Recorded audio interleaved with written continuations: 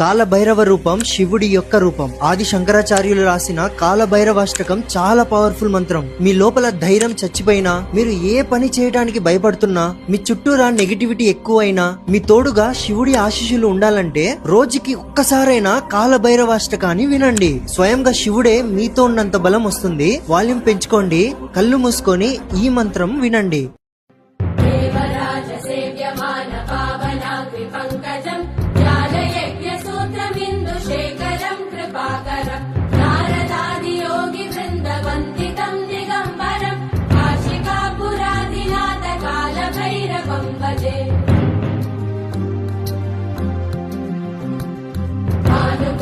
भास्वरं भवाब्धितारकं